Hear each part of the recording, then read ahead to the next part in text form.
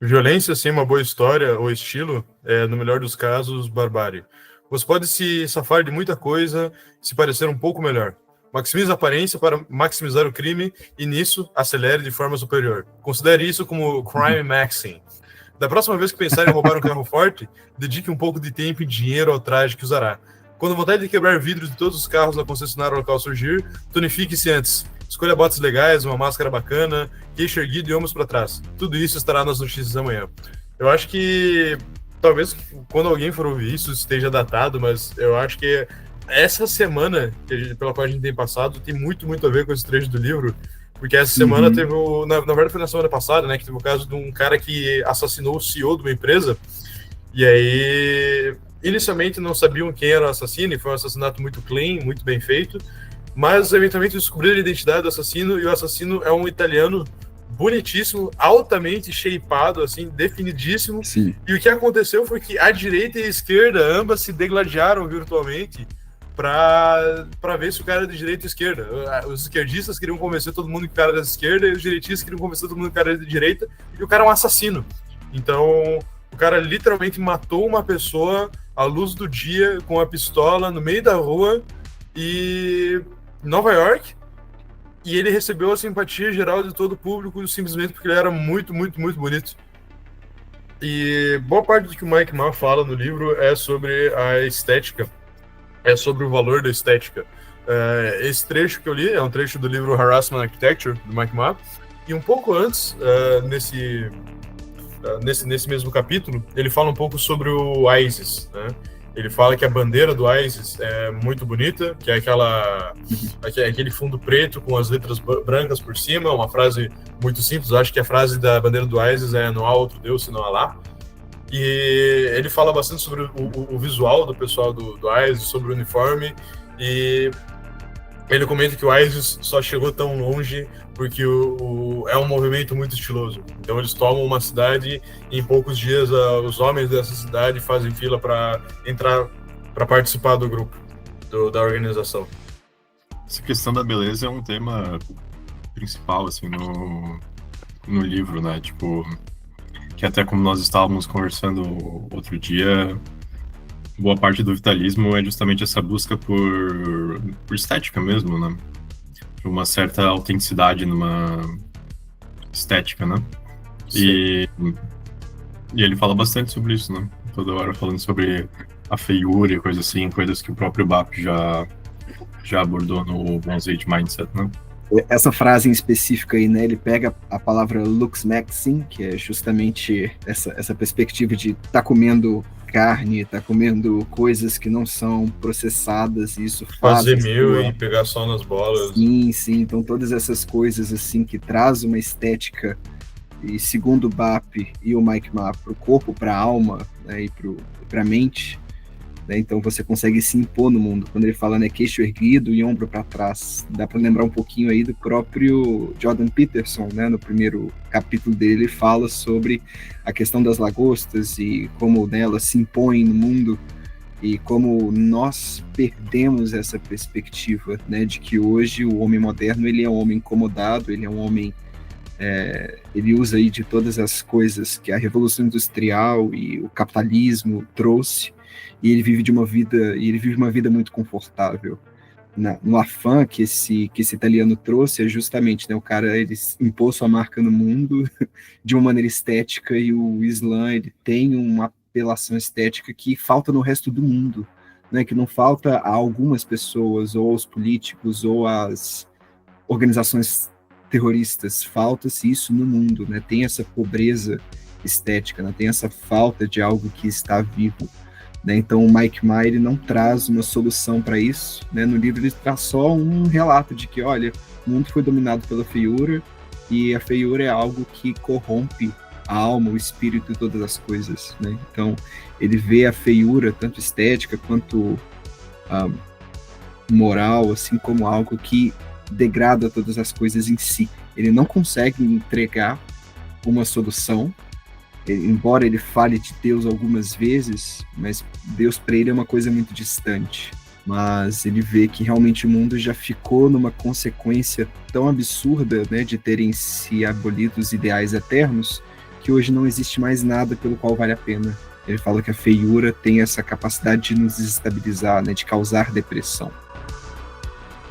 Passada essa introdução, eu queria falar um pouco sobre o autor e sobre o programa em si.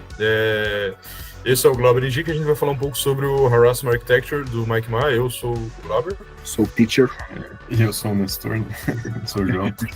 Vale a pena dizer que a gente não necessariamente indica e recomenda esse livro, não é um livro para todo mundo. A gente definitivamente não endossa as ideias colocadas no livro, mas não deixa de ser uma leitura interessante e até certos níveis muito divertida.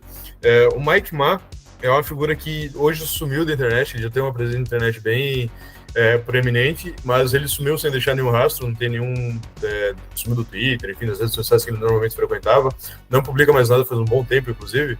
Ele começou sendo parte da direita mais mainstream, ele escrevia para um jornal de direita chamado Breitbart, ele chegou a trabalhar com um cara chamado Milo Yiannopoulos, que era um cara também dessa direita que surgiu, teve a sua ascendência ali perto de 2016 e tal, e que hoje caiu na irrelevância também, ninguém mais leva a sério o Milo e nenhuma dessas figuras que surgiram nos Estados Unidos nessa época, graças a Deus.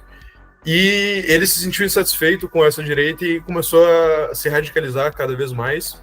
A ideologia na qual ele melhor se encaixa seria a ideologia do ecofascismo.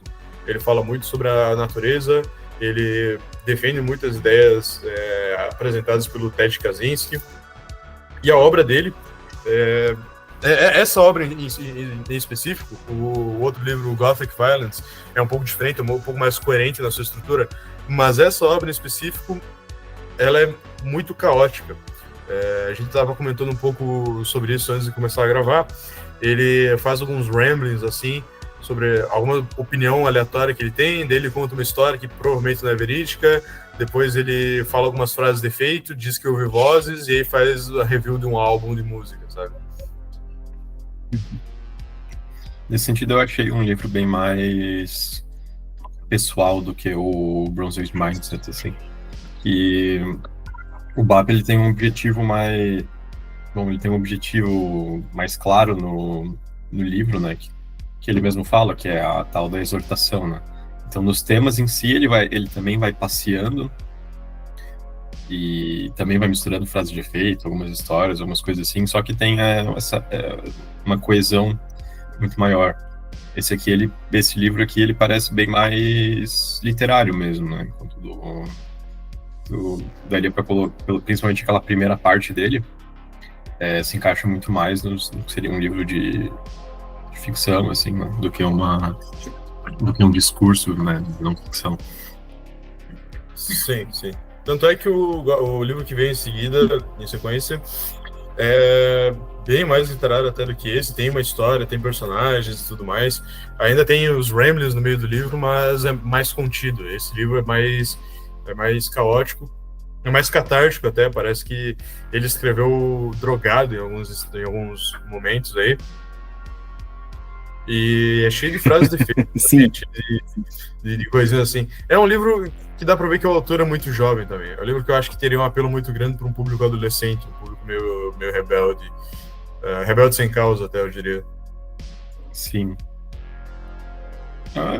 Representa bem o vitalismo, assim, é um livro estético, assim, né? Ele vai passando, tipo... Mas eu acho interessante que mesmo ele tendo, assim, algumas frases de efeito, algumas coisas assim, ele tem uma certa honestidade e autoconsciência, assim, do que ele tá falando. Porque, tipo, beleza, ele usa frases de efeito, assim, só que muitas vezes ele muda, assim, ele já faz uma piada com elas, alguma coisa assim. Então, uma que eu gostei bastante, pelo meu background de economia, é que ele fala ali que thoughts are a tragedy of the commons, né? Então, tipo, sei lá, as vadias são a tragédia dos comuns, né? Uma tragédia dos plebeus. Que é tragédia dos comuns, o termo Da economia? Da economia mesmo, sim. Que é quando uma coisa não é privatizada, aquilo ali fica pra... quando uma coisa é usada por todos, ninguém cuida dela e dela ela se estraga, assim. Pô, bacana. Isso é uma referência que eu não peguei quando eu li. Nenhuma das duas vezes que eu li. Eu tinha lido há alguns anos, eu reli agora pra ter essa conversa. Nenhuma das vezes eu peguei essa referência, não tinha essa referência. Mas, pô, bem interessante. E tem alguns outros casos disso, né? Até com coisas mais tradicionais, assim, de direita, né? Não necessariamente para essa parte liberal. E tem uma hora que ele fala, né? Muitas vezes ele fala, tipo... de que... que isso... Ele fala que, às vezes, que ele pode estar sendo pretencioso, coisa assim. Ele tenta, tipo, se auto-subverter, assim. Ele tem uma consciência do que ele tá fazendo. Sim. Realmente o livro ele é um livro de memórias, né, de um jovem que realmente está desencantado com tudo que está em volta dele, né? Então ele não é um livro, ele não tem um ponto, né? Ele não vai chegar a um local específico, mas ele simplesmente vai dar ideias daquilo que ele está vivendo, de alguma coisa que ele leu, de alguma coisa que ele ouviu, de alguma coisa que ele absorveu, e o que isso tem a ver com o momento dele ali em específico. Embora realmente o livro não seja recomendado, né, ou recomendável em si, porque ele não traz uma mensagem nem muito inspiradora e para os dias que a gente está vivendo hoje, talvez nem muito direta, mas eu pude ler algumas coisas, né, pegar algumas ideias dele que eu realmente nunca havia lido em nenhum outro lugar, né? Então, fazendo uma referência aí a um pouco dos brasileirinhos, o Gatão dos Brasileirinhos, ele falou que ele ficou impressionado, que ele sempre lia aquelas coisas que a escola mandava, e a primeira vez que ele pegou um Nelson Rodrigues, ele viu ali sendo falado um palavrão pela primeira vez, ele ficou, olha, caramba, não sabia que um livro poderia falar um palavrão, que trouxe para ele um contato com a realidade do qual ele não estava acostumado no mundo literário.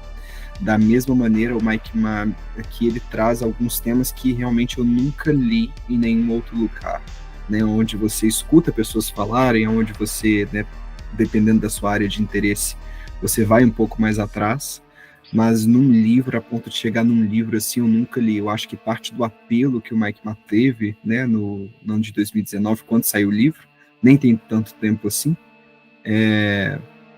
realmente trouxe um pouco desse apelo, né, de, olha, nunca vi isso em um livro, assim, nunca vi essa ideia sendo falada, né. Glauber, você mencionou que o Mike Ma estaria dentro do ecofascismo. Eu vejo eu daria um nome diferente. Eu acho que ele se vê como um ele é as duas coisas. Ele é aceleracionista e é ecofascista. Eu vou pegar aqui, eu dei uma olhada por curiosidade, a página do Wikipedia do Harassment Architecture. E no rodapé tem as definições, as categorias. Novelas da década de 2010, novelas do ano 2019, aqui, aceleracionismo, novelas americanas, novelas políticas americanas, ecoterrorismo, publicações neonazistas, novelas sobre terrorismo, terrorismo de extrema-direita, livros autopublicados e livros publicados sobre um pseudônimo, que, óbvio, Mike Ma não é o nome do autor em si. Sim. O nome eu acho que foi público. Ele foi doxado, tem foto dele por aí, mas eu não lembro o nome real do autor. Sim. E realmente, né, o aceleracionismo é uma coisa muito simples, né? Se parar para pensar, é só simplesmente, olha, o sistema está quebrado, não tem nada o que fazer, tudo que a gente está vivendo, entre aspas, né? Uma grande mentira de coisas que se repetem e que nada muda, e quanto mais rápido isso tudo acabar, melhor fica para se construir algo novo. Né? Então, assim, a única esperança dele é que se construa algo, mas de um tempo em que ele mesmo não vai estar lá. É uma espécie de franqueza que parece que não vai a lugar nenhum, mas, assim, é o mais sincero que a gente pode chegar hoje, né? Assim, pra gente ver, no caso do Brasil, um Brasil diferente e bom vai ser algo que os nossos filhos, os nossos netos vão poder começar a construir, né? Então é muito um otimismo de boomer achar que nessa eleição ou na próxima eleição as coisas vão começar a andar nos trilhos ou as coisas vão começar a mudar, né? Simplesmente não é assim.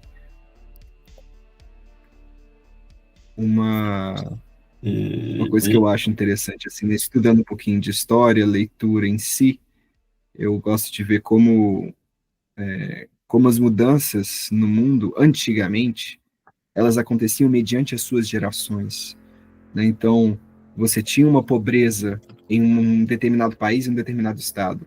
Passava-se uma geração e essa população que era muito pobre começa a experimentar um pouquinho de riqueza.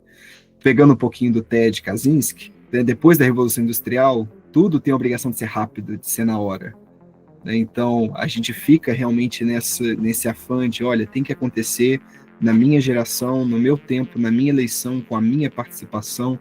Então, realmente, a gente perdeu esse contexto de que mudanças sociais, elas acontecem com o passar de determinadas gerações. E isso te obriga a ser um pouco mais humilde, né? Se eu quiser ter um Brasil melhor, eu devo cultivar um Brasil melhor para o meu neto, sequer para o meu filho. E o meu neto não vai lembrar de quase nada do que eu vivi, ele só vai saber talvez o meu nome, de algumas preferências minhas, né? Assim como é o que a gente sabe dos nossos avós, né? A gente não sabe exatamente o período político e o momento que eles viveram. Então, por mais que o Mike Miley traz um certo pessimismo, né, para a gente que tem uma perspectiva cristã, a gente sabe que as coisas são consertadas em certas gerações. E a gente não pode simplesmente obrigar que tudo se resolva de um certo modo. A solução, entre aspas, que o Mike Miley dá é, olha, acelera tudo, né? Assim, a gente está indo para uma parede de concreto, então put the gas on, então, assim, aperta o acelerador e vamos destruir isso de uma vez. O pedal do acelerador está esperando para ser apertado, para ser pisoteado, diz o Mike Miley. Mas essa ideia desse aceleracionismo que ele apresenta é uma ideia, eu particularmente acho bem babaca, mas principalmente bem adolescente, assim. Ele fala larga o seu emprego, ele dá toda uma explicação moral do porquê trabalhar é uma coisa inútil, você não deveria trabalhar, você tá se castrando e perdendo sua vida ao trabalhar, que é um trabalho comum. Aí você deveria largar o seu emprego, atirar no político local, aí fugir para um país da América Central, aí repetir o processo, aí roubar iates e viajar para América do Sul, viajar mais osso ainda e fazer isso. É tipo, óbvio que essa parte é puramente fantasiosa, realmente eu não espero de fato que as pessoas vão fazer isso. Mas é muito essa ideia que tem um apelo... Quem em sã consciência gostaria de viver na América do Sul, né? Então, assim... não, se eu fosse americano... É uma coisa de um americano bem louco, né? Eu teria dólares, né? Se eu fosse americano, eu gostaria. Mas... É uma coisa que, independente da ideologia, esse tipo de ideia apela muito para o público jovem. Não, você vai sair de casa, você vai fazer alguma coisa, cara. Você vai... Ele fala ativamente para você tacar fogo em prédios e quebrar carros, não sei o quê. É exatamente isso que o adolescente revoltado quer fazer, cara. Com trombadinha quer fazer. Não, você vai sair de casa, você vai fazer alguma coisa, e você vai criar caos e violência e colocar sua raiva no mundo, e isso vai ter um muito bom. Esse é o tema que ele mais repete, esse é o tema que ele mais repete ao longo do livro. O arsonismo. Ele até apresenta de forma charmosa, assim, né? Ele vai falando disso, né? De roubar iate, fazer não sei o quê, de explodir uma torre de energia. E daí tu vê bastante da influência do Kaczynski, né? Ele comenta, assim, uns pequenos atos de terrorismo. Mas ele fala também, às vezes, umas coisas engraçadas, assim, tipo... Ele narra, assim, quase de forma jornalística ali, numa parte. Que, tipo, o bairro não sei o quê, tipo, já está há algumas semanas... caem bolas de tênis do céu, assim, quebram as janelas e quebram as coisas. E, tipo, alguém, sei lá quantos bairros de distância, tá, tipo, tá jogando as bolinhas lá, assim, e a polícia não consegue descobrir quem é. Assim. Então, tem as partes mais absurdas, assim, mas tem algumas partes que são só meio engraçadas mesmo, assim, de aqueles pequenos mischiefs, assim, aqueles pequenos... É quase pegadinhas. As pegadinhas, sim. Aqui, ó, eu peguei o trecho aqui. O trabalho honesto aqui hoje, nesse mundo inferior, é uma ilusão completa. Você não é uma pessoa melhor por fazer dinheiro de uma forma respeitável. Você é deficiente e está mentindo para você mesmo. Aí, peraí, deixa só a parte que ele fala do... Aqui. Largue o seu emprego e fuja para uma floresta para sempre. Largue o seu emprego e atire um político. Escape para uma lancha na costa de Miami, esconda-se em algum lugar nos trópicos. Faça de novo e viaje ainda mais ao sul. Mate o seu chefe avarento e escape usando um dos seus jatos particulares. Vá para a marina à noite com 25 amigos e roube todos os iates que você pode. Navegue com uma frota até o mundo meridional e conquiste pequenas cidades. Mate-se se não der certo. Sabe? É uma loucura, assim. É um delírio que, de fato... É divertido se ler, assim. Ele fala ideias absurdas com muita frequência, ideias que são radicais com muita frequência. Eu acho que é isso que dá um pouco da tonicidade do livro, porque você lê ele e página por página você fica pensando, tá, o que ele vai falar agora? Qual vai ser a ideia maluca que ele vai apresentar? Ele uma hora começa a falar que tá 5 dias sem dormir e ele atingiu um nível super-humano de deprivação do sono, e agora ele tá começando a sentir alucinações e sensações físicas que ele não sentia antes. E fala tá que é melhor do que qualquer droga, assim, ele tá high, né? Sim, ele fala sobre a água da torneira, que a água da torneira quebra o jejum, porque tem substâncias que estão lá para te matar, mas você merece morrer. Sim. E realmente nessa parte aí eu concordo, né? Porque qualquer droga que se use, ela é, de certo modo, artificial. Agora, quando você coloca, né, o seu corpo sobre estar desperto num ambiente onde ele devia estar em repouso, você vai ter algumas alucinações que não são normais, né? Então, não, o teu cérebro vai ficando carcomido, muito loucas. O teu cérebro vai ficando carcomido, ele começa a se autoalimentar de si mesmo, a loucura, assim, mas é fudido por longo prazo, né? Tu perde neurônios, tu fica mais burro. Sim. Tu envelhece mais. Não é uma coisa recomendável, mas é uma coisa com a qual eu discordo, assim, né? É uma viagem diferente do que ele teria se tomasse um LSD como qualquer drogado normal. Sim. Mas, falando um pouco mais sobre o estilo de escrita do Mike Ma é muito americano. Vocês certamente já ouviram falar no filme Psicopata Americano, né? Sim. Vocês já leram algum livro do Bret Easton Ellis, que é o autor do livro que inspirou o filme? Não. O primeiro livro do Bret Easton Ellis se chama Less Than Zero, Menos que Zero. E é muito parecido o estilo de escrita com esse, e foi escrito nos anos 80, foi o primeiro livro do autor. Só que não tem esses ramblings, não tem esses artigos de opinião no meio da história. É uma história linear com começo, meio e fim, mas são capítulos curtos de um playboy reclamando da vida, não reclamando, falando da própria vida, e com detalhes detalhes perniciosos, detalhes sujos, assim, pornográficos até. Mas é um estilo de escrita que lembra muito esse estilo do Bret Easton Ellis, que é uma coisa que é já dos anos 80. Então, os Estados Unidos têm uma longa tradição aí de produzir literatura de gente meio maluca e meio niilista, principalmente. Esse estilo de escrita é o estilo de escrita que se encaixa muito com o niilismo, porque se a sociedade não faz sentido, se a sociedade caiu, se a vida não faz sentido, não tem por que eu colocar o sentido na forma como eu vou colocar minhas ideias, não tem por que eu colocar um sentido na estrutura do texto que eu estou escrevendo. Então, acaba sendo uma leitura que é extremamente divertida, porque eu particularmente acho muito dinâmico de se ler. Sim. É melhor ler o autor que não se leva a sério, mas pode falar, JP. Concordo, mas já que você comentou, ao mesmo tempo tem esse negócio meio niilista. Eu achei interessante que ele também não é 100% niilista e talvez acho que nem 100% nietzschiano, assim, né? Porque tu pega, ele comenta várias vezes sobre, por exemplo, sobre Deus mesmo, claro que não numa perspectiva correta, né, não perspectiva assim cristã, só que ele também não tem repulsa ao conceito de Deus e também nem sequer ao conceito de religião, assim.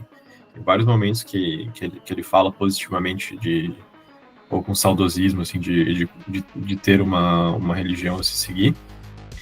E também parece que tem aí talvez não sei dar exemplos mais específicos, mas ele não transparece, assim, esse niilismo mais clássico, que é comum até hoje, assim, né, em direito de internet, né?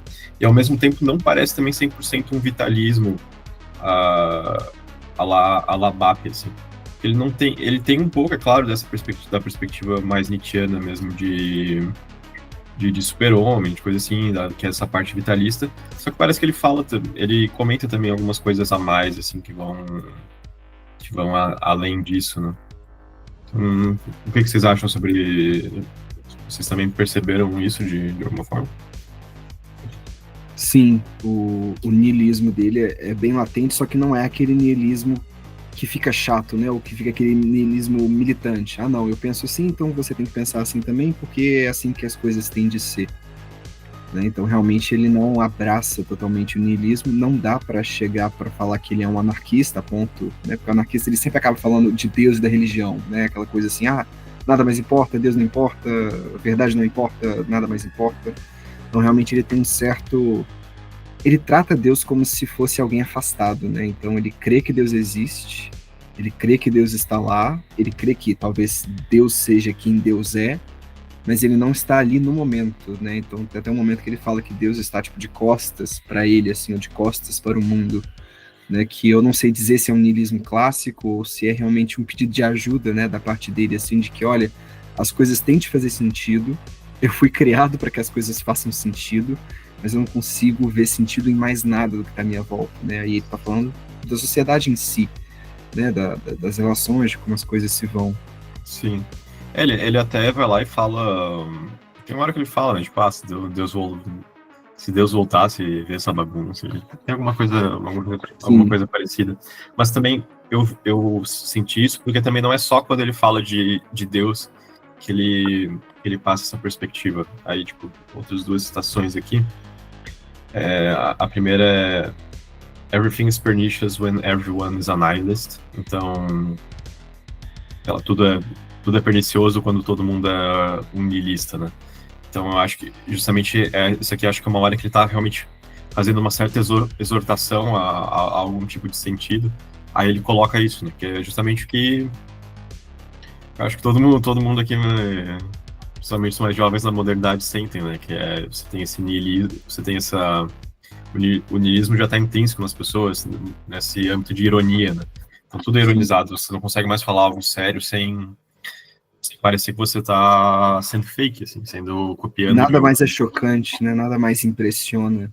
Então, isso mina a existência de pessoas autênticas, isso mina a existência de arte, de certo modo. Eu acho que é aí que ele pega na questão estética, né? Porque se você faz algo belo, você fala, tô nem aí, você faz uma merda, você fala, tô nem aí, então isso não existe mais, né? A arte ou o estético. E por isso que, de certo modo, ele fala, olha, fujam para as matas, né? Porque na mata na floresta não foi corrompido ainda, né? E ele fala ainda, né? Então, as florestas ainda vão ser destruídas pela civilização e por toda a mentira que, entre aspas, a civilização traz. Eu acho muito interessante, o JP mencionou o cinismo, acho muito interessante a parte que ele menciona o cinismo, porque a gente nasceu numa era da pós-ironia, numa era em que, pelo menos a geração millennial, por exemplo, vai ver os sitcoms, os shows de TV da geração millennial, e todos eles realmente tentam forçar um cinismo muito forte quanto à realidade. Ele menciona especificamente Seinfeld, mas o stand-up no geral, o humor propagado pela mídia, é um humor niilista. O niilismo ele acabou se tornando tão mainstream que a ausência do niilismo acaba parecendo estranho. O cara ter algum ideal acaba parecendo estranho. O cara acreditar em alguma coisa acaba parecendo estranho. E aí ele fala, pô, imagina só você receber uma vida, você ter acesso a esse mundo colossal que Deus deu pra gente e você escolher ser um cínico. Imagina só você receber uma vida, você receber o planeta Terra de presente de Deus e decidir que o melhor show que existe é Seinfeld, sabe? Esse cinismo é uma abdicação. Esse cinismo que tem sido propagado desde os anos 90, 80, mas principalmente anos 90, é uma abdicação de qualquer esperança de sentido. Eu não vejo sentido em nada e eu acho graça de quem vê sentido em qualquer coisa. E agora eu vou explicar, através de piadas muito bem elaboradas e totalmente lógicas, que ver sentido é algo que não faz sentido e é engraçado ver sentido nas coisas. É digno de graça ver sentido das coisas, é digno de risos. E daí eu comento isso porque isso é o que eu vejo de mais interessante no livro, né? É como ele usa esse modo, de internet, esse modo nihilista. Ele não abraça explicitamente um cristianismo, alguma coisa assim que já seria algo mais antigo. E mesmo assim ele parece que ele vai subvertendo assim alguns pontos dessa ideia. Então isso eu acho que é a parte mais curiosa do livro. Inclusive aqui, a última citação que eu tenho, é que ele colocou aqui: anything can make you feel full, but few things can fill you without regret. Então qualquer coisa pode te preencher, mas são poucas as coisas que te preenchem sem você se sentir, né, arrependido. Então é esse negócio de ele não é ele tem alguma visão moral, ele tem alguma visão positiva do que é correto. Até a parte da lecture, né, das plantas que vocês comentaram. E é isso, assim, ele coloca isso de uma forma interessante. Pegando esse mesmo pressuposto, o JP falou de uma parte que ele achou engraçada no livro, eu lembrei de uma parte que eu achei engraçado pra caramba, que são algumas coisas que ele ouviu por aí, né? Então ele decidiu colocar no livro algumas coisas que ele ouviu. E quando ele estava na Itália vendo, né, a estátua do Michelangelo, aproximou duas meninas, estavam conversando entre si. Ai, ele é tão forte, ele é tão bonito, mas eu não entendo dele porque que o pau dele é tão pequeno. E aí a outra menina: para de ser ridícula, tipo assim, olha, e a sua e a sua buceta que é rasa, tipo assim, ele te destruiria. Então, assim, é engraçado em si, mas essas meninas que estão lá, né, especificamente no museu, elas não têm a capacidade de olhar para uma obra de arte, elas não têm a capacidade de olhar, né, para um Davi e apreciar qualquer coisa que não seja necessariamente o sexo, né, ou, assim, o resumo de tudo aquilo que elas viram foi isso. E essa foi a parte que me pegou, porque eu, de certo modo, nunca vi isso num livro, mas eu já vi isso na minha vida de várias vezes, né? Uma atitude cínica para olhar para as coisas, né? Que fica naquela coisa que a gente chama de quinta série, né? De que fica todas aquelas... vira uma piadinha, mas nada é levado a sério, né? Então, assim, foi uma parte muito pequena, que eu achei muito engraçado, mas que é uma realidade muito absurda, de que ninguém hoje mais consegue ser sério, né? Arte não é mais arte, música não é mais música, política não é mais política, família não é mais família, fé não é mais fé, ou qualquer coisa vira fé, né? E tudo vira uma discussão fálica. Outra coisa que ele falou, eu achei interessante também, ele fala para largar o emprego e tudo mais, e se possível, se for possível roubar e não ser pego, roube, se for possível sugar dinheiro do governo, sugue. Óbvio que isso aí é um exagero, mas ele fala sobre a falta de sentido no trabalho. Ele dá o exemplo que você passa 7 meses construindo um pet shop, você gasta com marketing, você gasta com funcionários e tudo mais, aí o pet shop depois de um mês ele falha porque tá tudo muito mais barato na Amazon, então ninguém vai comprar o seu pet shop. E aí você vende o terreno e no ano seguinte outra pessoa faz o mesmo processo, passa 7 meses construindo uma empresa e ela vai fazer isso no mês seguinte porque é tudo muito mais barato na internet. Então, boa parte dos trabalhos que tem hoje realmente não fazem sentido, ou pelo menos parece não fazer sentido, parece não agregar, são trabalhos de fato, mas parece não agregar nada que vá durar por mais do que poucos anos, assim, ou poucos meses até, no caso do exemplo que ele deu. O ódio, as partes que ele mostra o ódio às cidades grandes são sempre divertidas de ler, assim. Ele vai para Nova York, ele sente que tem vermes alienígenas se arrastando por dentro da pele dele. Sim, eu ia achar lindo se ele fizesse uma descrição do Rio de Janeiro, sabe? Eu realmente, assim, eu contrataria o Mike Marra para falar, olha, escreva 2 páginas sobre o Rio de Janeiro em si. Ia ser... Cara, ele já veio pro Brasil, tá? Isso aí tem registros aí, dá pra utilizar o Twitter, só que ele veio pra Santa Catarina. Sabia o que tava fazendo, né? Escolheu bem. Realmente eu sei pouco dele, assim, eu sei que não há muito para se saber dele, mas é só isso mesmo, né? Eu acho que de fato ele acabou fazendo o que ele queria fazer, acho que ele foi pro mato, né? Então, esse desaparecer dele, assim, acho que tem muito mais a ver. Ele está sendo coerente, né, com as ideias que, de certo modo, ele afirma ter aqui, de que, olha, acho que ele deve ter arranjado um mapa, algum lugar assim. Ele fala 2 livros seguidos sobre desaparecer e fugir da civilização. Se ele não fugisse, seria muita hipocrisia. É tipo o Mishima, que falou a vida toda sobre suicídio se ele não tivesse matado. Então, seria um bosta. Mas é só isso mesmo que a gente sabe dele? Ele foi lá, escreveu os livros, falava no Twitter e foi embora? Então, não, a gente sabe sobre o histórico dele, que ele tinha alguma participação junto a figuras influentes na política americana, ele tem amizade com figuras como o BAP, por exemplo, esse pessoal da bolha do BAP, do Twitter, mas de vida pessoal, assim, depois que ele apagou o Twitter, tudo que que tinha de informação no Twitter dele sumiu, e aí quem sabe, quem não sabe mais. Não tá publicado publicamente em lugar nenhum, e virou meio que uma cultura oral, assim. Por exemplo, eu falo que ele veio pro Brasil porque eu ouvi alguém falando. Então, é uma coisa meio lost media. Tem muita lost media atualmente, e a história, os fatos pessoais sobre o Mike Ma também são isso. Talvez em alguns subreddits ainda seja possível encontrar, talvez em algum canto obscuro da internet, mas acessível assim facilmente, a informação que a gente tem sobre ele é pouquíssima.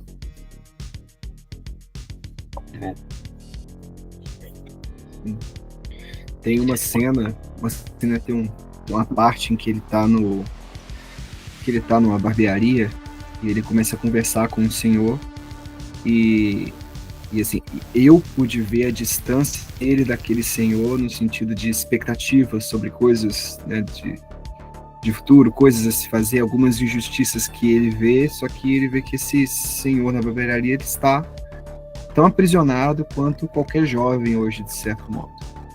Né? Então, isso me fez lembrar na hora a relação que a gente tem hoje com os idosos e com essas ações políticas. Né? Então, esses tios do Zap, essas senhoras que depositam todas as suas esperanças no Bolsonaro, no bolsonarismo, então fica uma relação muito irônica de que elas já viveram a maior parte das suas vidas, elas querem agora, né, querer um Brasil diferente, nisso elas gastam toda a sua energia, todo o seu ímpeto de um amor que devia estar sendo dado para filhos, para netos, para qualquer outra coisa que não seja política, porque velho na política é uma coisa muito triste em si, é uma esperança que não vai ser cumprida, e é uma coisa que, de certo modo, eu vejo que o Mike Ma ele não tem essa paciência de explicar para essa pessoa o que está acontecendo, e, de certo modo, é o mesmo cansaço que, de certo modo, eu tenho. Assim, né? Tem uns velhos bolsonaristas lá na minha igreja, eu não consigo trazer esse cara para a realidade, eu não consigo colocar os pés dele no chão,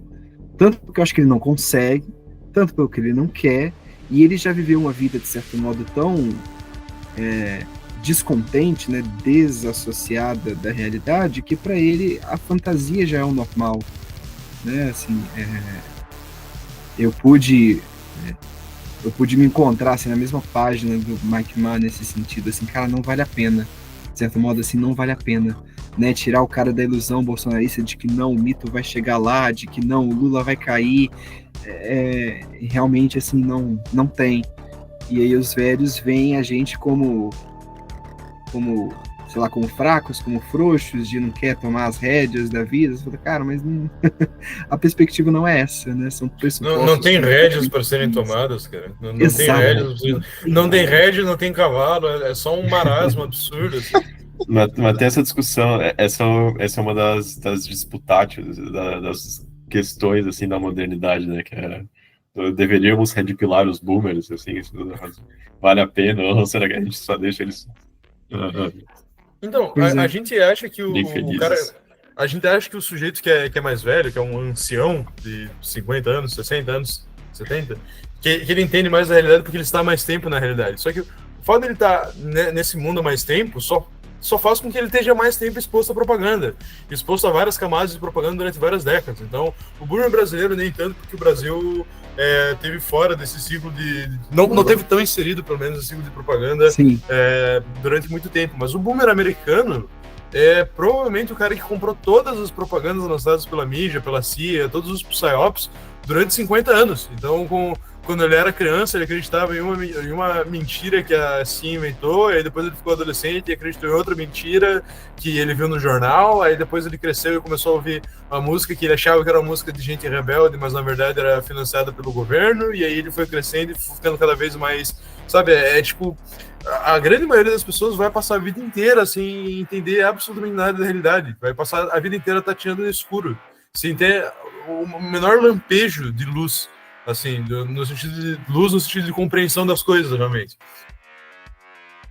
Então, eu acho que é até valente, tipo, vale a pena redipilar os... Eu acho que não vale a pena redipilar ninguém, tá ligado? Sabe, se é para vós, não, se não é para vós, não é para vós, sabe? Então, se a pessoa tem uma propensão a querer encontrar a verdade, ela vai encontrar de alguma forma ou de outra. Ela vai encontrar os autores, ela vai encontrar os pensadores, ela vai atrás por conta própria. Não é dever de ninguém levar a verdade até outra pessoa. As outras partes legais é quando ele fala das interações dele com normes, assim, né? Ele Sim. vai lá, não, porque eu estava no bar, ele tava conversando, aí ele vai lá e fala alguma parada sobre, tipo, tem todo o esquema trans, coisa assim. Aí, tipo, os caras estão tentando discutindo, assim, tentando defender, né? Aí tem uma hora que ele só para assim e fala, cara, isso tudo aqui, não, cara, essa discussão inteira que não importa, a gente já sabe que a situação já tá num estado em que só o que falta é cada um ir lá pro seu castelo, montar seu exército e a gente resolveu na porrada, entendeu? Tipo, Sim. ele fala, assim, por diversão. Ele também não tenta manipular ninguém, assim. Sim, sim. A Exato. maioria das vezes ele tá com o saco cheio e só vai embora do lugar, assim. Uma coisa que, né, é uma coisa que eu percebi também, foi um pensamento que eu tive alguns anos atrás, porque antigamente se falava, né, olha, respeite a sabedoria dos antigos, né, respeite as pessoas que são mais velhas. Por que respeitar os mais velhos? Porque eles sabem mais do que você, porque eles viveram mais do que você. Entretanto, nós somos a primeira geração que tem velhos que não tem o menor contato com a realidade. Então, assim, tá muito difícil achar hoje um idoso que realmente ele seja uma pessoa experiente, né, uma pessoa bem amparada com a realidade daquilo que está acontecendo. E, de certo modo, nós somos a primeira geração a vivenciar isso. Né? Então, assim, o meu avô, ele teve um avô que o cara sabia muito, ele entendia das coisas, ele sabia guiar, ele sabia dar algum norte, alguma notícia sobre alguma coisa que esteja acontecendo dentro da sua área de atuação que seja, né? Agora, hoje os nossos velhos, os nossos idosos, eles são tão alienados quanto os jovens, simples assim. O cara até as próprias notícias de jogo do tigrinho, essas coisas de slot machines, né? Tudo coisa da China. Cara, a percentagem de idosos nisso é assustadora, desde os caras que caem nos golpes, que geralmente são idosos, até mesmo o próprio jogo do tigrinho. Então, assim, a nossa geração, nós perdemos os idosos e só somos talvez a primeira a vivenciar isso. O cara que é velho... Se fazer. O cara que é velho, ele não é mais sábio, ele só é burro há mais tempo, assim. Ele só acumulou várias camadas de burrice ao longo da vida. Inclusive, na Europa, eu falei dos Estados Unidos, mas na Europa isso é mais radical ainda, porque na Europa, em países como a França, por exemplo, os velhos são majoritariamente de esquerda e os jovens são de direita. Teve algumas eleições recentes em países europeus que os jovens votaram em candidatos de direita contra a imigração, contra pautas progressistas, e os velhos votaram em pautas progressistas. Por quê? Porque eles cresceram no âmbito do progressismo. Eles cresceram acreditando que o progressismo é tu ser radical, é tu ser inovador, é tu ser maneiro, assim, e os jovens são justamente a geração que está tendo que lidar com isso. Então, é justamente isso. É o cara que vai envelhecendo e vai ficando cada vez mais burro, porque todo mundo é suscetível à propaganda.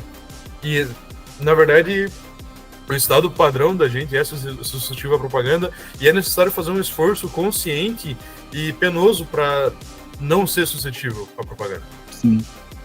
Mesmo com todas as reclamações, assim, da galera, até que aparece no próprio livro, né? Ele também, de novo, faz uma outra modificação naquele estado, né? Nós nascemos muito tarde para as grandes navegações e muito cedo para explorar o espaço. Ele muda um pouco o jeito que ele fala, né? Mas, mesmo assim, cara, eu vejo coisas interessantes, assim, na época que nós vivemos hoje, assim. Porque a gente tá vendo justamente essa transição, né, de que os jovens, agora, eles não é mais nem a geração anterior, que, beleza, ela foi doutrinada nessas ideias a vida inteira, assim. Só que, tipo, os jovens de agora eles já não acreditam mais na religião estatal aí, ideológica que foi criada. Assim. Aí você vê, tipo, os jovens ficando malucos, assim. Esse livro ele é um registro disso, né? Dessa cultura de internet extremista que está surgindo. Daí aqui, é claro, mais pela parte da direita. Mas também tem a mesma coisa para a parte da esquerda, assim. Todos os jovens estão malucos e também não estão mais ligando tanto para essas divisões entre o que tradicionalmente é esquerda e direita, né?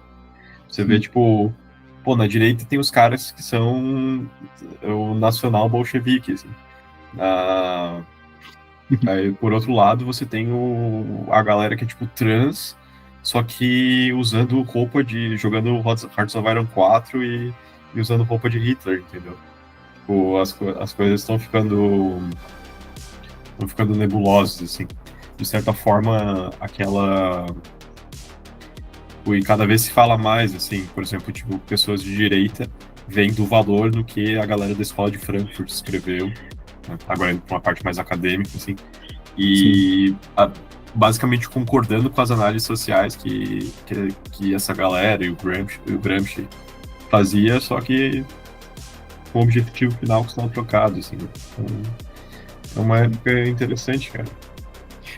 Tem assim, né, o niilismo é para todos, né? Não tem o sol é para todos, né? O niilismo é para todos. Então, não interessa o espectro, as loucuras que o niilismo traz, né? De nada mais fazer sentido, as palavras não fazem mais sentido, né? Cada coisa tem um sentido a cada momento, né?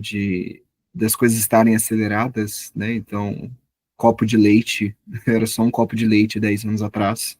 Hoje, um copo de leite postado enfim, você pode fazer a interpretação do que você quiser aí, e tá tudo, essa parte sem sentido tá ficando cada vez mais latente, mais presente, tá pegando para todos os lados, né? Então, antigamente você tinha algumas gerações que ficavam num período sem sentido, mas depois eles se encontravam, ou tinha alguns segmentos, né, que passavam a viver um momento nonsense, né, justamente depois de uma mudança. Mas agora é para todos, né? Tá acontecendo o tempo todo, a todo momento. É só ver os yuppies, da geração dos yuppies. Veio depois da geração dos hippies, e os yuppies eram os Faria-Limers. Era uma geração americana que priorizava o sucesso nos negócios, o pessoal que usava terno, trabalhava com finanças, esse tipo de coisa. Então, a geração anterior a essa prezava muito mais por questões da natureza, contra o sistema, contra o capitalismo e tudo mais. E a geração que veio depois enjoou muito de toda essa narrativa e falou, não, vamos fazer dinheiro, vamos fazer negócio, vamos crescer. E é isso, é o pêndulo, né? É o pêndulo que vai primeiro para um lado, depois para o outro. Então, a geração... O que tende a acontecer é que depois de uma geração progressista vem uma geração conservadora e por aí em diante. Só que as coisas estão ficando cada vez mais radicais. O Zoomer, ele é muito mais radical. O esquerdista de hoje não é o mesmo esquerdista dos anos 90, e o direitista de hoje definitivamente não é o mesmo direitista dos anos 90. Então, conforme a política vai ficando mais instável, as ideias dos jovens também vão ficando cada vez mais instáveis, inclusive mais dissociadas da realidade, porque são ideias completamente importadas da internet, importadas muitas vezes do Reddit, de fóruns americanos, do Twitter, de contas americanas do Twitter. Então, a gente está tendo acesso a ideologias muito mais malucas do que as pessoas tinham acesso nos anos 90 e 80. Ideologias que antigamente nunca chegariam aos ouvidos e olhos dos brasileiros, agora estão chegando e sendo abraçadas muitas vezes por uma legião de gente que é completamente desorientada e buscando alguma coisa para acreditar, buscando algum ideal para subscrever, assim. Durante o livro, né, não sei se vocês querem mencionar alguma coisa ainda, eu queria mudar um pouco de assunto, uma coisa que me chamou a atenção no livro, desse niilismo, né, que ele está falando, que é presente nele, né, que ele apresenta daquilo que ele está vendo. Tem uns 2 momentos que ele fala, olha, o que você vai fazer quando a China chegar? Então, assim, ele reconhece de que o mundo ocidental, a Europa, os Estados Unidos e todas as suas colônias, ou seja, né, tudo aquilo que um dia já está sendo influenciado, né, foi influenciado pelos Estados Unidos, está sobre essa mesma perspectiva de que eles não terão força para lidar com uma potência como a China. Né? Então, assim, todo esse niilismo, toda essa perspectiva esquisita, essas coisas que as gerações estão tendo, de tudo isso que a gente mencionou aqui, é algo que está acontecendo com a gente agora, só que a China, ela não está vivendo isso, ela não está nem aí, né? E ela vai conseguir passar para a gente fácil, né? Por cima da gente fácil. uma coisa que eu achei interessante que eu vi uma vez, de que a Europa passou pela Primeira Guerra Mundial, e com isso os Estados Unidos se fortaleceu muito, porque ela estava de fora. E na Segunda Guerra Mundial, os Estados Unidos, né, também, de certo modo, esteve de fora, né? Eles entraram só no finalzinho ali. E o mundo se tornou americanizado, né? A proeminência dos Estados Unidos ficou muito maior, porque os atlantes na guerra estavam derrotados, esgotados pela guerra, e aquele que foi o cara de fora, ele conseguiu tomar ali as posições. Da mesma perspectiva, o Ocidente ele está em guerra entre si, né? Então a gente vê todas essas guerras de narrativa, guerra moral, tudo de política, né? As próprias embates com o Islã. Tudo isso está acontecendo na Europa hoje, e a China parece que ela está só esperando, assim, né? Ela não precisa fazer grandes coisas, né? Então, para ela vir, para ela dominar, é uma coisa muito fácil, né? Então, eu queria ver a perspectiva de vocês em relação a o quão perto da China a nossa realidade está, e como é que vai ser esse relacionamento, né? Como é que vai ser essa entrada aí? Se vai ser uma questão só econômica, né? De, não, eles são os donos de tudo, a gente só paga o imposto aqui e pronto. Ou se vai simplesmente uma erradicação, assim, né? De bem de cima para baixo, uma coisa que talvez nem o mal poderia esperar, né? Nem o Mao Tse-tung esperaria. Sobre a China, cara, eu não tenho nenhuma opinião sobre política externa de qualquer forma, de qualquer maneira. Tipo, recentemente, né, na época, na data que a gente estava gravando o podcast, um evento geopolítico muito recente foi a queda do Bashar al-Assad. E aí tem muita gente comentando e tal. Eu não consigo formar nenhuma opinião sobre política externa, sobre acontecimentos da política global. Eu evito até pensar muito a respeito, porque eu acho que precisa de um arcabouço muito grande para ter uma opinião embasada sobre qualquer assunto desses. Por exemplo, China. O imperialismo econômico da China, a China dominando países da África, a China dominando mercados ocidentais, a China se tornando o maior parceiro econômico do Brasil, todo esses acontecimentos que vêm tomando espaço. Eu acho que eu não tenho um repertório para entender e opinar a respeito, mas, já que tu tocou no assunto China, eu achei muito curioso que o Mike Ma, ele é extremamente racista contra orientais, assim. É uma coisa que eu nunca tinha visto antes de ler Mike Ma. Eu já tinha visto racismo contra todas as gêneros. Ele tem um ódio muito forte por japoneses e chineses. Ele escreve um capítulo inteiro só sobre isso, várias páginas, e é uma coisa meio transcendental, assim, é como se a alma deles fosse errada. Ele dá o exemplo de um cara que... Imagina um cara que zerou GTA V e ele quer continuar jogando GTA V porque ele acredita que não existe nenhum outro jogo melhor, só que ele já enjoou de jogar do jeito correto, então ele começa a fazer glitches, ele começa a entrar para dentro do chão, entrar nas paredes, ele começa a mexer com a colisão do jogo e fazer cheats e tudo mais, para zerar o jogo de formas diferentes. Para ele, o asiático é isso. Eu, sinceramente, não entendi qual foi o ponto da crítica dele contra os asiáticos, mas eu achei muito engraçado, de certa forma. Eu tava lembrando dessa parte também, antes de comentar. Cara, é muito boa. Mas o que ele quer dizer bate, tipo, vai ao encontro do que muita gente já fala, né? Muita gente da direita já fala a respeito. Que sabe aquela questão de, tipo, que o cara vai lá e... por que os chineses tiram notas tão altas quando eles vão para as universidades americanas, né? Aí tem, tipo, claro, tem a parte que eles só se dedicam de forma sobre-humana pra parada, mas, tipo, também tem parte que, tipo, que eles vão lá e usam todas as regras possíveis para tirar uma nota mais alta. Ou que eles vão lá e ajudam uns aos outros a trapacear na prova, coisa assim, sabe? Eu vi por esse aspecto, eu li por esse aspecto, assim, de, tipo, eles só parece muito autisticamente tryhard, e aí eu relacionei isso com a própria questão da beleza, da beleza que ele fala, né? Quando ele fala do homem ocidental, assim, né, tipo, do grego, assim, o grego também fazia grandes feitos, só que ele fazia coisas específicas, assim, ele era autista em ir lá e fazer, tipo, uma bela escultura, assim. Já esse negócio mais moderno, no caso dos asiáticos, é tipo, sei lá, passar numa prova, num concurso, que é um negócio meio meio nada a ver, ou tipo, só ficar copiando e fazendo em massa coisa barata, sabe? É a forma mais eficiente de fazer um relógio que custe o Uma mínimo faca. possível.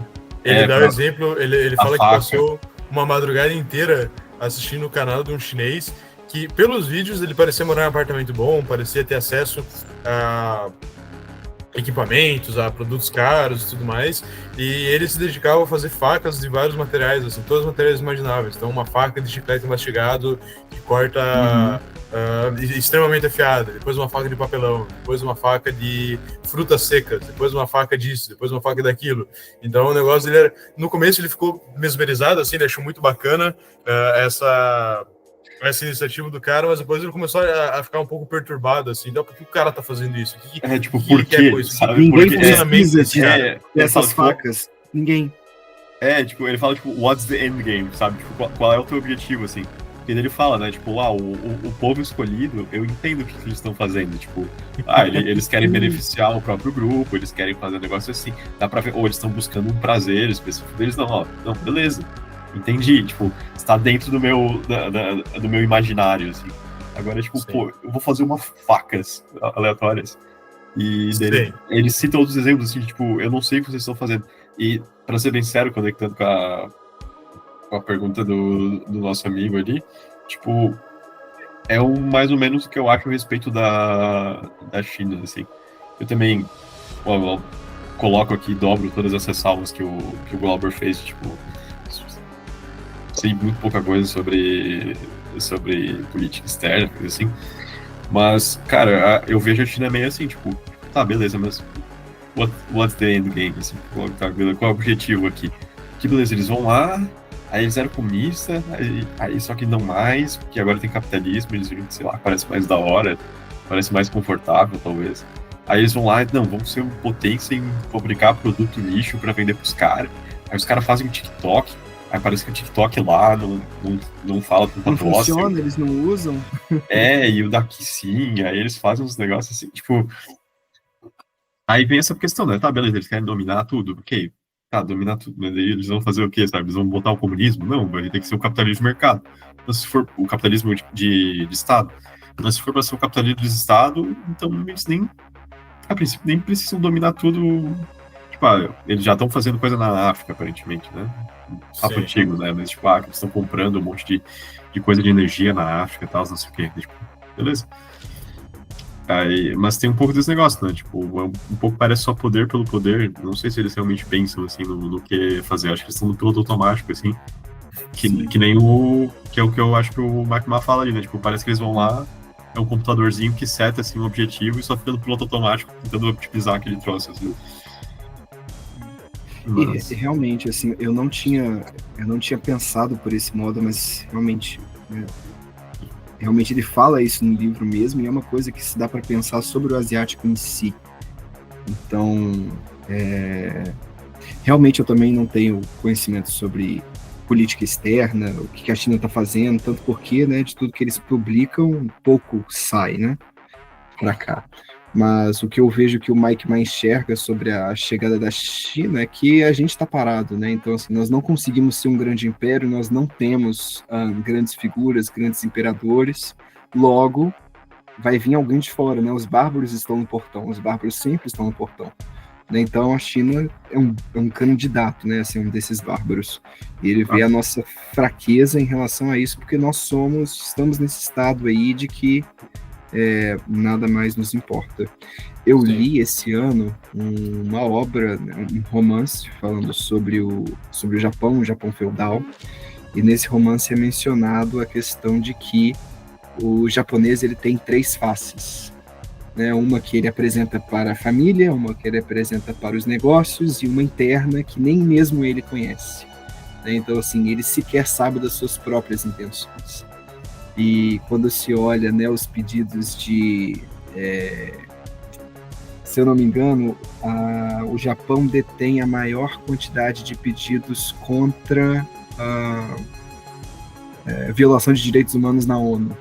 Então, assim, dos pedidos das vezes em que a ONU pediu para a China, o Japão não fazer algo que estava violando direitos humanos, o Japão é um dos que mais tem esses pedidos, assim. Então, nem mesmo a China ou o Japão são claros sobre aquilo que eles fazem, né? Então, eles vivem nessa espécie de coisa automática. E realmente, quando você olha a história dos gregos, a história dos egípcios, a história dos fenícios, os próprios Estados Unidos, os judeus, eles são um povo claro daquilo que eles querem fazer e de como eles fazem.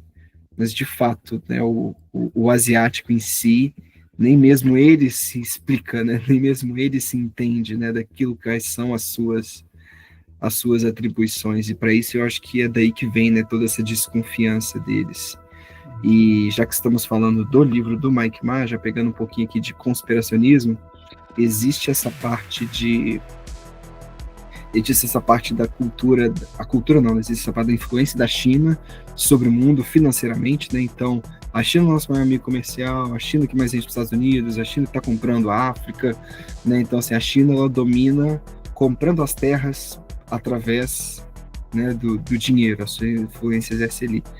E eu não sei se vocês já ouviram falar do termo soft power, exercido pelo próprio Japão. Então, assim, o Japão, ele estende a sua força pela cultura, pelos animes, pelos doramas, pela Nintendo, pelos jogos. Pelo hentai. Então, assim, pelo hentai. Então, assim, eles conseguem, assim, né, eles não têm uma imposição financeira no mundo, mas eles têm uma imposição cultural. Só que a gente não sabe o que eles querem chegar com isso, né? Então, muito do que eu consumo, não muito do que eu consumo, mas assim, de alguns anos pra cá, eu já consumi muito anime, muita música japonesa e tal, porque realmente é bom, é catchy, né? É legal, assim. Só que a gente não sabe, né, pra que ponto isso vai desaguar. E que não dá pra saber, né? Simplesmente não dá pra saber. Então, a influência financeira da China e a influência cultural do Japão no soft power. Principalmente nessa questão bem relacionado, principalmente nesse negócio da Coreia, que aparentemente, abertamente, eles querem fazer esse negócio, né, de aumentar o alcance cultural deles, influência cultural deles. Mas também, tipo, o que a Coreia vai fazer, sabe? No máximo, ela vai, sei lá, tentar angariar mais votos, assim, pra se proteger contra a Coreia do Norte, mas, tipo, também não dá pra saber bem o que é. E aí só botar um contraste com o que é a outra potência, né, o outro candidato à potência, que é a Rússia, né, que eles sim, tipo, eles são declaradamente autoconscientes dessa questão, né, o Putin vai lá e fala abertamente, tipo, não, os Estados Unidos estão uma bosta, tá um monte de cultura outro, porque... Queremos fazer isso, queremos que o mundo seja assim. Exato. Sim. Sobre a Coreia do Sul, eu acho que...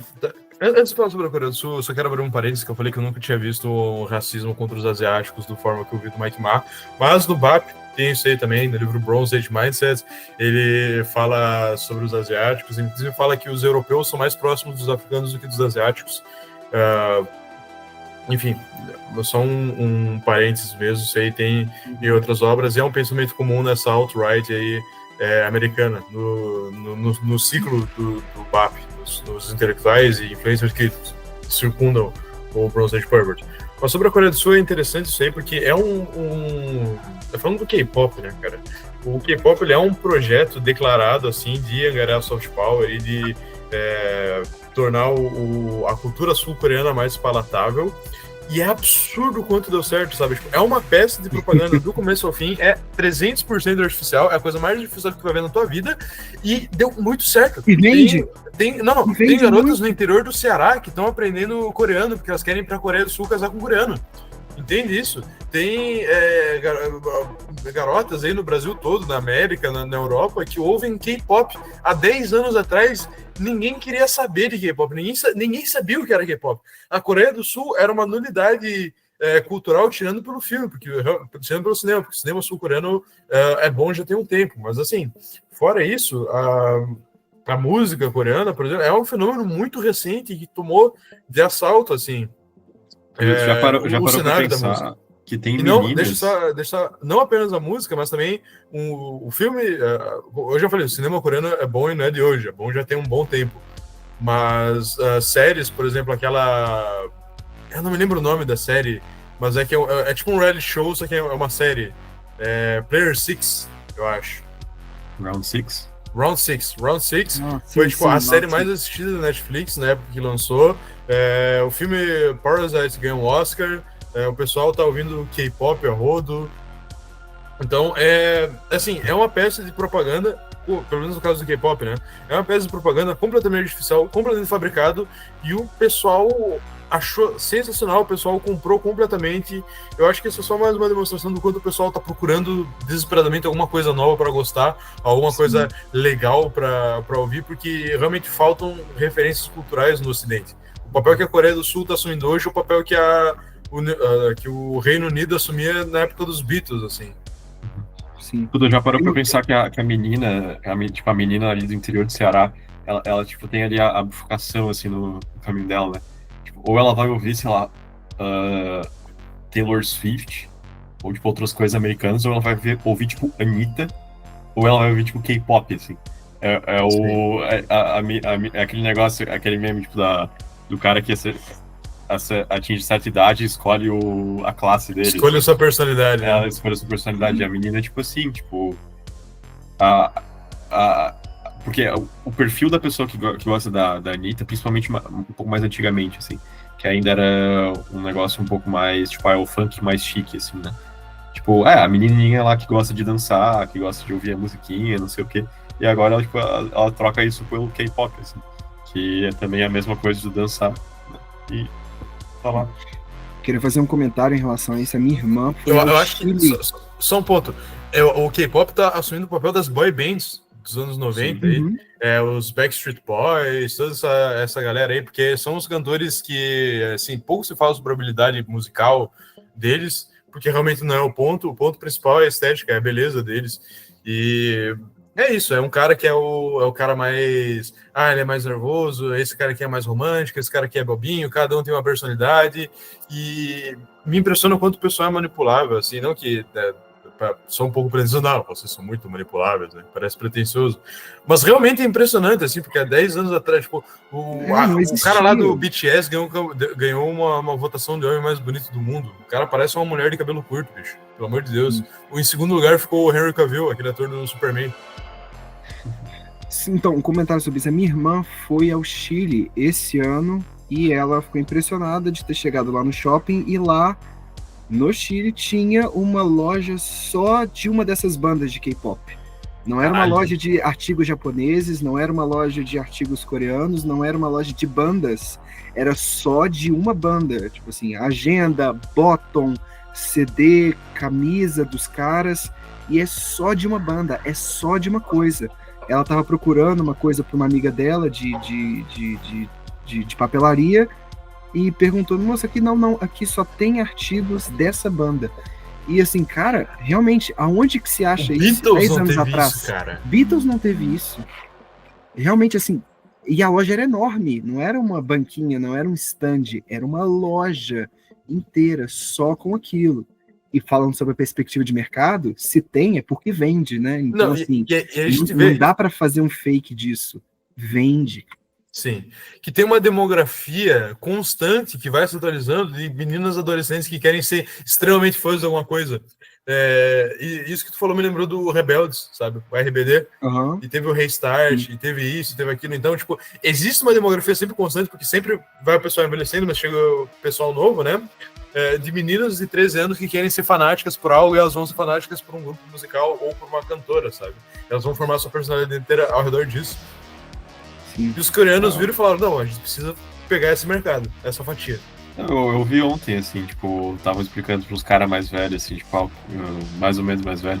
O que é o tal do K-pop? Alguém falou assim, o K-pop é tipo Rebelde, só que coreano, entendeu? Ok. É bem isso mesmo. Sim. Uma coisa que eu... Uma parte do livro aqui que eu gostaria de ler, que me chamou a atenção e que me fez lembrar de algumas coisas específicas. Eu vou fazer a tradução aqui direta. Você jamais encontrará estátuas de 15 metros dos campeões de guerra e de imperadores. Você nunca vai sentir o triunfo da conquista. Você nunca vai viver como os antigos sonhavam, como como poderia ser, porque um bando de ratos esgueiraram seus caminhos nas posições de poder. Eles dizem que o passado está errado, eles dizem que invasores devem ser os dirigentes da nossa terra. Eles dizem que é ok abraçar a apatia. Você é uma vítima da tecnocracia, um abuso da chamada civilidade. Você foi roubada de uma vida completa e honesta. Tome de volta, corte a garganta deles. Eu ouvi há um certo tempo atrás, foi até do Milo Yiannopoulos, né, alguns anos atrás, em que ele fez uma postagem que eu achei muito interessante. O antigo patrão do Mike Ma? Isso. Ele falava, cara, me nomeie algum herói na geração atual dos Estados Unidos. Algum herói. Não, tipo assim, algum herói, tipo, não, esse cara hoje é um herói, mas, tipo assim, algum herói passado.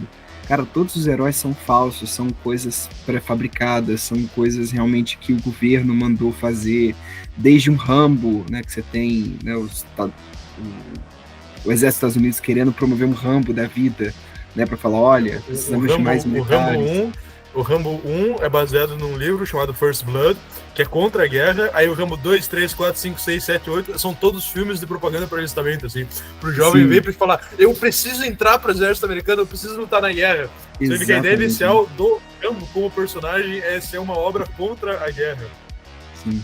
E como nós não temos heróis, né? Assim, a figura do herói morreu, ela não existe mais, ela nem sequer foi pervertida ou alterada, ela não existe mais, né? Uma figura completamente ausente, né? Então hoje nós não temos heróis, né? Então os Estados Unidos não têm heróis há muito tempo. De certo modo, assim, vamos pensar, não, o Trump hoje seria um herói por aquilo que depende. Tá bom, mas cara, o Trump tem 74 anos. Então, assim, a gente tá voltando, tipo assim, um cara de 74 anos atrás, um giga Chad, sabe, milionário, ficou pobre, voltou a ser milionário de novo e tal, né, casou 4 vezes e tudo, teve, né, assim, 74 anos é muito tempo. Realmente se perdeu esse contato com o heroísmo e nós não temos mais, né, e aí eu até pensei sobre, na época aí do Covid, com aquela porcaria lá do George Floyd, que estavam destruindo várias estátuas, né, tipo assim, é a tentativa de tentar reescrever a história dos Estados Unidos, em que se tira a história, se tira as estátuas de padres que fundaram aquelas cidades, do George Washington, do Abraham Lincoln libertando escravos, porque essa era uma imagem ofensiva, né, tipo assim, a imagem de um escravo sendo liberto pelo Abraham Lincoln. E aí você vê essas pessoas tentando substituir com outras estátuas, né, tentando refazer a história deles, mas eles não têm um herói, entre aspas, para substituir, e aí entra justamente a questão estética, que é só o grotesco, que é só o feio, que é só o absurdo, que é só o absurdo, né, perde-se aí a imagem do General Lee, que é um cara sensacional aí na história, que devia ser estudado pelos Estados Unidos muito mais, e não é. E, só para fazer um comentário sobre a nossa vida tupiniquim, essa foi, de certo modo, a revolução né, a Semana de Arte Moderna de 22, né? Então, você tem essa tentativa de tentar criar heróis nacionais out of the blue, desde que se mate a monarquia e todos, né, aquilo que a monarquia um dia fez. Né? E aí o Brasil vira essa grande questão gigantesca de que nós não temos heróis. Todos os nossos heróis nacionais, eles são seres do entretenimento. Né? Então, heróis nacionais brasileiros: Pelé, jogador de futebol; entretenimento, Senna, velocista; entretenimento, Carmen Miranda, era uma atriz. Né? Fora isso, o que mais de heróis a gente tem no Brasil? Cara, o Brasil, ele é sobretudo um país sem heróis. E é por isso que a gente é tanto fã de político, porque você só tem uma carapaça de heroísmo, não tem substância nenhuma, não tem conteúdo nenhum. Só que a nossa falta é tão absurda que a gente simplesmente pula pro cara que parecer herói. Só fazer um último comentário dentro disso. O Joaquim Barbosa, ele estava muito famoso, né, na época em que ele estava julgando as coisas da Dilma, né, o Joaquim Barbosa lá, aquele, né, ele era um herói e tal, e aí quando o Bolsonaro ele era candidato, chegou um monte de gente para perguntar: Joaquim Barbosa, qual que é a sua opinião? O que você acha disso? Eu falei: cara, mas eu nunca concordei com isso, entendeu? Então, tipo assim, ele ficou constrangido de ser um herói para um pessoal que ele sequer defende. Tipo assim, ele não é um cara da direita, ele não é um bastião da direita, ele só foi um juiz que fez o mínimo do trabalho dele, e ele automaticamente ele é relegado para a direita, sendo que ele nunca foi. Aí, assim, ele ficou constrangido de que, ei, cara, eu não sou esse herói que vocês estão buscando, não. E aí, pronto, jogaram tudo no Bolsonaro, e aí que, né, o cara ficou cada vez maior. Só que, realmente, o Brasil, ele não tem heróis. Os Estados Unidos perdeu seus heróis. Nós fomos privados deles desde o início da República. Então, realmente, não tem nem como. Né? Nunca tivemos chance. Sim. O Brasil é o sebastianismo cultural que não é atendido. Esse trecho aí que você mencionou, só fazendo um paralelo aqui, por exemplo, nos Irmãos Karamazov, o trecho do livro que é mais lembrado, que é mais citado, é o trecho da conversa entre o Alyosha e o Ivan, em que eles estão num café conversando sobre a moralidade e a existência de Deus, e é o trecho onde saem algumas frases muito famosas, como, por exemplo, se Deus não existe, tudo é permitido, e se o homem criou o diabo, o criou a sua imagem e semelhança. Esses são a parte mais conhecida dos Irmãos Karamazov. E fazendo um paralelo, esse trecho que você citou do livro do Mike Ma é o trecho mais conhecido do livro do Mike Ma. Ele sabia que seria o trecho mais conhecido, tanto é que ele colocou em destaque dentro do livro e tal. Eu vi várias edits de imagens de estátuas e não sei o que, com esse trecho aparecendo em destaque, de estátuas de 15 pés, de heróis. Você não vai viver para ver esse tipo de coisa, porque roubaram essa realidade de você. Eu não lembro se foi nesse livro, no Horace Architecture, ou no livro seguinte, Gothic Violence, que ele menciona a importância também de heróis que sejam flawless, assim, que sejam não perfeitos, mas praticamente perfeitos. Porque os heróis que se tem hoje, eu não estou falando necessariamente do Brasil, mas os heróis que... As pessoas que são consideradas heróis na modernidade são heróis muito humanos, segundo o Mike Ma. São heróis com muitas falhas. Então, você se sente ok, sei lá, largando a faculdade, ou indo no álcool, virando alcoólatra, ou indo em vários vícios, porque você tem um herói que também tinha esses mesmos vícios que você. Você tem um herói que também fracassou em várias etapas da vida e você se identifica com ele. Então é ok para você não ser... É ok para você ser um fracasso porque o seu herói também é um fracasso. Basicamente isso. O Mike Ma acredita que a gente deveria ter heróis, a gente deveria ter exemplos de vida tão perfeitos que a gente iria preferir morrer ao ter o ideal que eles defendiam. Entre decepcionar esses heróis e a morte, seria preferível a morte. Então, não é uma coisa de hoje, essa ausência de figuras grandiosas. Poucas foram as figuras na história que foram dignas desse nível de admiração. Mas também tem muito a ver com a obra em geral, com o livro em geral, Horace Architecture, que fala justamente sobre o renascimento de uma beleza que já está extinta há muito tempo no mundo moderno. De certa forma, eu acho que entendo totalmente o que ele quer dizer nesse sentido, mas também é um pouco de... o cara se empolgou, assim, um pouco de exagero também.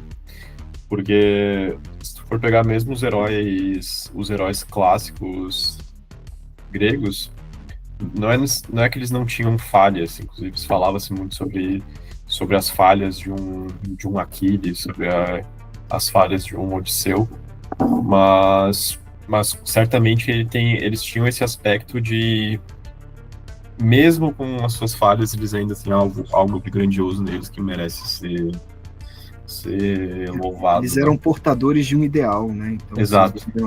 A encarnação de um ideal em si. Então, ainda que ele tenha falhado em algum momento ou outro, ele é a representação de um ideal que deve ser almejado, conquistado, buscado. Exatamente. Mas aí pensando em heróis modernos, assim, tipo, realmente as pessoas mais famosas, assim, né, que se usa de referência, realmente elas têm um nível bem baixo, né? Mas também acho que deve se citar os heróis da modernidade nesse sentido talvez até um pouquinho mais político. Daí são aquelas figuras que, essas sim, a princípio são intocáveis, né? Que é aqueles Gandhi da vida, tipo Mandela, nos Estados Unidos mais o Martin Luther King, né? Mas você vê que isso é uma coisa que eu pensei lá ali atrás, que todos esses heróis, eles são sempre, tipo, heróis estrangeiros de alguma forma, assim. Tipo, para um americano, por exemplo, que a gente estava tomando o exemplo, ele não tem mais heróis americanos. Os heróis que, tipo, que o establishment, assim, né, que a galera tentou empurrar para eles, é, tipo, um cara lá da Índia, que tem nada a ver, um cara do sul da África. O próprio Martin Luther King, apesar de ser americano, tem toda aquela divisão, né, que tinha, né, entre uma cultura e outras, né, não necessariamente representa um americano heritage, né, um clássico. E até mesmo na esquerda especificamente também nem do Churchill eles gostam, assim, né, é mais a galera conservadora, assim. Então é realmente isso, né, substituir os heróis locais, tipo, matar os heróis locais e colocar figuras heróicas que estão, tipo, de outros lugares distantes e que são de alguma forma contrárias a você, assim, né? Sobre o que o Glauber falou em relação à necessidade da gente ter heróis flawless, isso me fez lembrar, tem um crítico literário muito conhecido, o nome dele é Harold Bloom, não sei se vocês já ouviram falar, ele é famosinho aí, né, o que mais desponta hoje em dia. Ele faz uma crítica no cânone ocidental de que a academia europeia, sobretudo, depois no início do século XX, eles entraram numa coisa que o Harold Bloom chama de School of Resentment, né? Seria a disciplina do ressentimento, em que eles escolheram pegar todos os heróis e passar um pente fino para justamente tentar achar quais são as falhas, onde que eles erraram, onde que eles foram humanos. Então você tira a ideia mitológica do herói e coloca ela sob uma perspectiva pragmática, empírica, de olha, talvez, né, Aquiles talvez possa não ter existido, esse cara pode ter feito isso, nossa, esse general, ele nunca mandou uma carta para a esposa, mas assim, ele foi um general, e esse não dane-se, ele era um péssimo marido, sabe? Não, dane-se, esse cara era um péssimo pai. Não, Shakespeare era racista. Aí ficam todas as coisas assim que hoje a gente já tá nesse vício de School of Resentment, onde não podem existir mais heróis, porque necessariamente todos os heróis, eles ficam sobre essa perspectiva de vamos fazer uma crítica literária, o nome não é esse, né? Mas assim, coloca isso e que você acaba com existe um nome certo, mas você acaba com a mitologia mesmo, né? Tipo assim, a questão mitológica daquele cara que tá lá, né? Ele é importante por conta disso, ele é um founding father por conta disso, não por conta dos seus erros, né? E os Estados Unidos vive isso de maneira brutal, assim, né? Cada documentário que fazem sobre o George Washington, ou sobre o Benjamin Franklin, sobre como eles eram horríveis, sobre coisas que eles não assinaram, sobre coisas que as pessoas falam que ele fez. Então, assim, hoje você tem mais material para falar mal de um personagem histórico ou para desconstruí-lo do que para lembrar de que de fato ele fez, qual foi de fato os seus feitos. Então, o School of Resentment hoje é uma coisa assim, é a obrigação da academia, e esse é um dos nossos motivos da nossa ruína. Isso é uma coisa que me irrita muito na história, tá? Na matéria de história, no geral.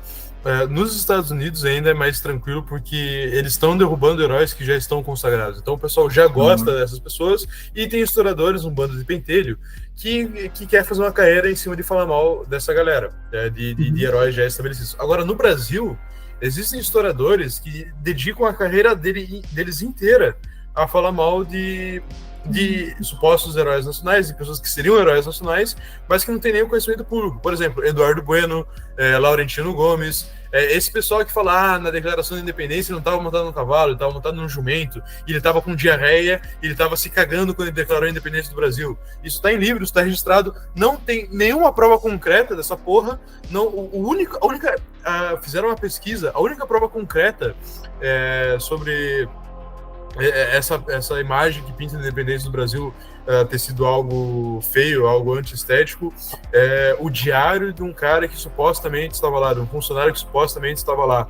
E nas escolas, eu aprendi na escola essa noção corrompida da história de que na Declaração da Independência não teve o grito de independência ou morte, ele não estava montando um cavalo, era um jumento, e ele estava com disenteria no dia, sabe? É uma coisa extremamente desmoralizante, é um projeto de desmoralização praticamente. E como eu falei, vários historiadores fazem uma carreira em cima, uma carreira inteira em cima disso. Eduardo Bueno é um exemplo disso, que ele tem livros sobre as navegações, tem livros sobre a colonização e tal, todos eles falando mal das figuras históricas mais importantes da história do país. Laurentino Gomes é exatamente a mesma coisa, são livros cheios de falhas historiográficas, e até a gente vê isso até sobre figuras históricas de outros países. Por exemplo, tem um livro História Romana, deixa eu só pegar aqui o nome do autor.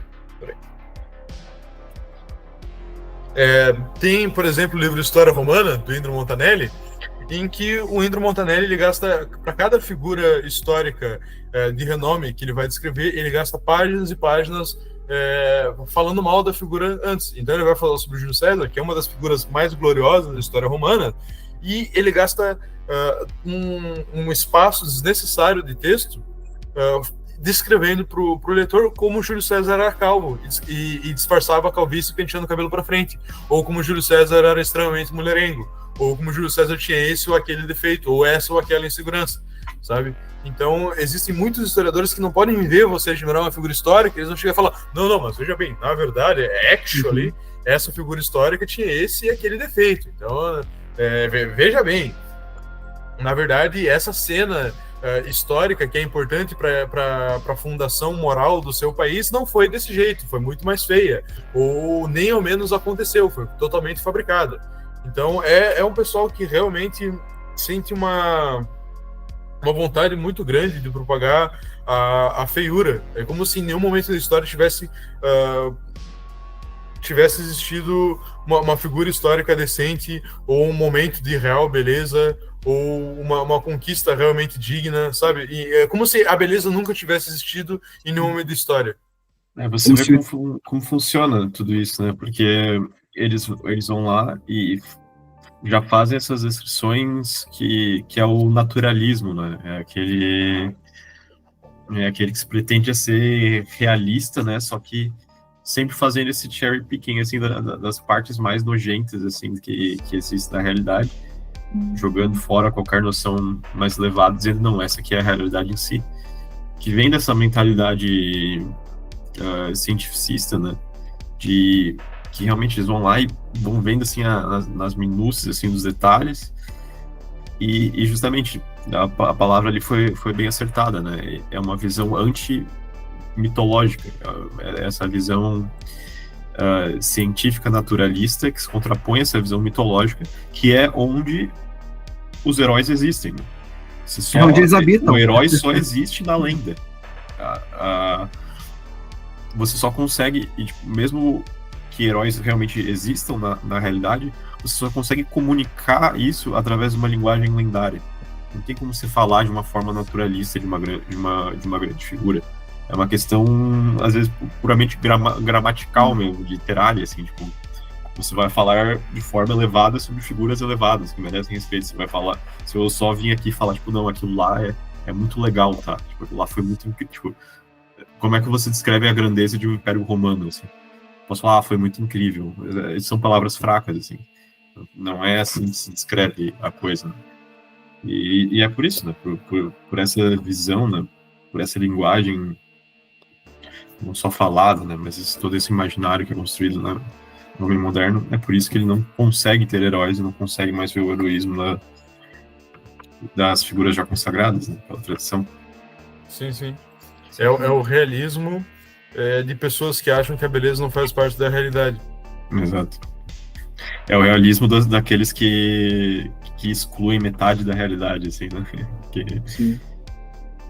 Tipo assim, de certo modo, né, assim, é o realismo de um estado sem a graça, né? Então, assim, você só vê a verdade por aquilo que ela é, mas sim o estado da graça. Então fica só a natureza, fica só a natureza, fica só a matéria, fica só a sua percepção. É real, mas ele não aponta para um sentido que é eterno, né? Então, sim, ele fica estéreo, né? Ele não produz. Ele não produz luz, ele não produz vida, ele não produz beleza, verdade, justiça, ele não produz nada. Que no final é a transformação da vida na descrição que o Mike Ma faz do próprio asiático. O asiático vai lá e ele não tem motivação nenhuma, uma motivação obscura do que ele tá fazendo, só vai lá e faz as coisas mecanicamente, assim. Você tá separando toda a razão da existência da própria beleza, a razão da existência das coisas. Se separa ela da realidade, fica com nada, assim. Considerações finais aí sobre o livro mesmo, Harassment Architecture. Sobre o que vocês diriam que é o livro? Se vocês quisessem indicar o livro para um amigo de vocês, como é que vocês escreveriam o livro? Eu diria que... começar é complicado, né? Mas assim, eu diria que ele é um relato nihilista de coisas que estão acontecendo hoje. Então, né, um relato updated daquilo que está acontecendo hoje numa perspectiva nihilista. E acho que se eu fosse, né, aconselhar, seria para isso, né? Ele não busca dar uma solução, ele não busca ser um manifesto, né, nem nada assim parecido. Mas eu vejo, do que eu consigo pegar, acho que seria só isso.